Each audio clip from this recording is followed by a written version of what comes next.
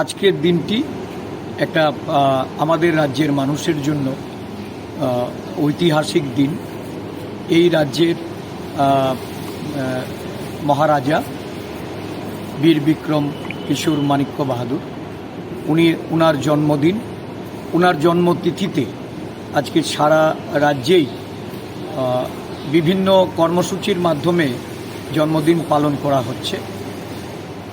যদিও এই পুরনো এয়ারপোর্টে আজকে বীর বিক্রম কিশোর মাণিক্য বাহাদুরের এই মূর্তি এটা অবহেলিতভাবে পড়েছিল, আমরা প্রদেশ কংগ্রেসের পক্ষ থেকে এই মহারাজার প্রতি শ্রদ্ধাঞ্জলি অর্পণ করতে এখানে আমরা এসে দেখি যে অত্যন্ত বাজে অবস্থায় এই মূর্তিটি এখানে আছে।